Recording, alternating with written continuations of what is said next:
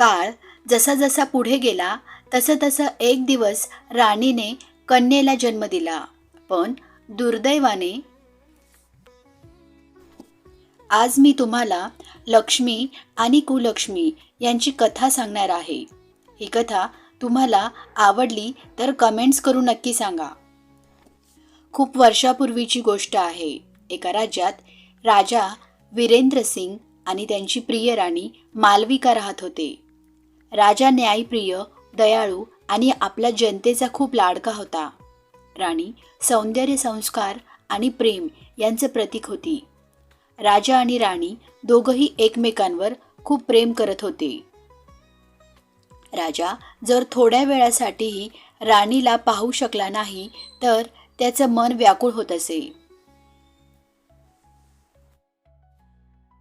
आनंदात दिवस गेले.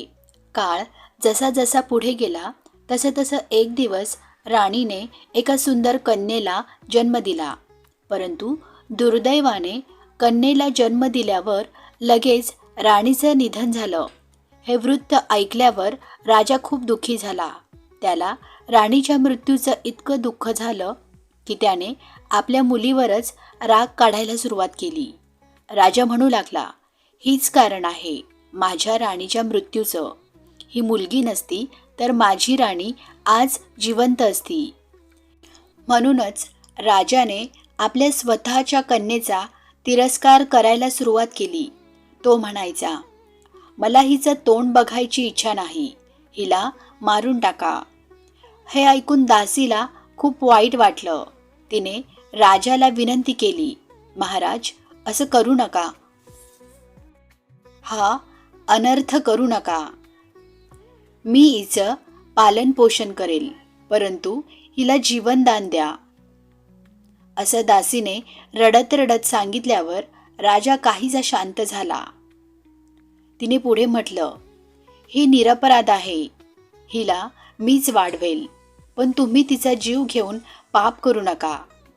दासीच्या शब्दांनी राजाचं हृदय पिघळलं. त्याने त्या मुलीला मारण्याचा विषय सोडून दिला आणि ती दासीच तिचं पालन पोषण करू लागली. हळूहळू ती लहान राजकन्या मोठी होऊ लागली. पण ज्या महालात ती जन्मली होती तिथेच ती नोकरानीसारखी राहू लागली. ती दिवसभर महालाची साफसफाई करणं, कपडे धुणं, स्वयंपाकघरातील काम करणं अशी कामे करत असे. राजाला मात्र तिचं काहीच आवडत नसे. तो तिचं तोंडसुद्धा पाहायला तयार नव्हता. राजा तिच्याशी बोलतही नव्हता, कारण त्याच्या मनात अजूनही असं होतं, याच मुलीमुळे माझी राणी मला सोडून गेली आहे. हिचं तोंड मी आयुष्यात कधीच पाहू शकणार नाही. काळ पुढे सरकत गेला. राजाने दुसरं लग्न केलं. नवीन राणी महालात आली. राजा या राणीवरही खूप प्रेम करू लागला. काही महिन्यांनी त्या राणीने एका गोड सुंदर मुलीला जन्म दिला. राणी आणि बाळ दोघंही सुखरूप होते, त्यामुळे राजा खूप आनंदी होता. राजाने आपल्या या मुलीचं नाव लक्ष्मी ठेवलं. तर आधी राणीच्या मुलीचं नाव त्यांनी कुलक्ष्मी म्हणून संबोधलं होतं. तिला आजही सगळे कुलक्ष्मी बोलत होते. दोन्ही मुली महालात वाढू लागल्या, पण एक फरक नेहमी कायम राहिला. लक्ष्मीला राजकन्येसारखं वागवलं जात होतं. सुंदर कपडे, दागिने आणि सर्व सुखसोयी. कुलक्ष्मी मात्र दासीप्रमाणे काम करत असे, राणीच्या आदेशावर जगत असे. काळ गेला. दोन्ही बहिणी विवाहयोग्य झाल्या. एके दिवशी कुलक्ष्मी अंगणात झाडलोट करत होती. तेवढ्यात तिला बाहेरून काही साधू महात्मे यांचा आवाज ऐकू आला. वचन करताना दिसले. तिला खूप उत्सुकता वाटली. तिने काम सोडून त्यांच्याजवळ जाऊन बसली आणि भक्तिभावाने त्यांच्या गोष्टी ऐकू लागली. ती रोज थोडा वेळ काढून त्या साधूंच्या प्रवचनाला जाऊ लागली. तिने धार्मिक कथा, ज्ञान आणि भक्तीचा मार्ग समजू लागली. ती रोज भगवान शंकरांना जल अर्पण करत असे.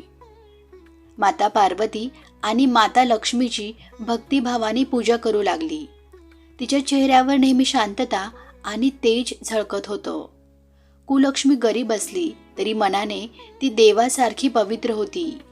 काही दिवसांनी राजाच्या मंत्र्यांनी सांगितलं, महाराज, आपल्या दोन्ही कन्या आता मोठ्या झाल्या आहे. त्यांच्या विवाहाची वेळ आली आहे. यावर राजा म्हणाला, ठीक आहे, मी राणीशी चर्चा करतो. राणीने ऐकलं आणि म्हणाली, महाराज, लक्ष्मीच्या लग्नासाठी योग्य वर पाहूया, पण कुलक्ष्मीचं लग्न कुण्या गरीब, अंध किंवा लंगड्या मुलाशीच करा. राजा आश्चर्याने विचारतो, असं का? तेव्हा राणी म्हणाली, ही तर कुलक्ष्मी आहे. जिथंही जाईल तिथं अपशकुन होऊन जाईल. चांगल्या घरात गेली तर तिथंही संकट येतील. म्हणून चांगलं घर नकोच, गरीब घर बघा. राणीचं बोलणं ऐकून राजा सहमत झाला. त्याने आपल्या पंडिताला बोलवलं आणि म्हणाला, जा, कुलक्ष्मीसाठी एखादा गरीब वर शोधून आणा. उद्या तिचं लग्न लावायचं आहे. पंडितजी गावोगावी फिरले. शेवटी त्यांना एका भिकाऱ्याचं घर दिसलं. भिकारी बाईचा मुलगा अंध होता, पण चांगला स्वभावाचा होता. पंडितजी म्हणाले, तुमच्या मुलासाठी एक मोठं नशीब घेऊन आलो आहे. राजाची मुलगी तुमच्या मुलाशी लग्न करणार आहे. भिकारी बाई आश्चर्याने म्हणाली, पंडितजी, हे काय बोलताय?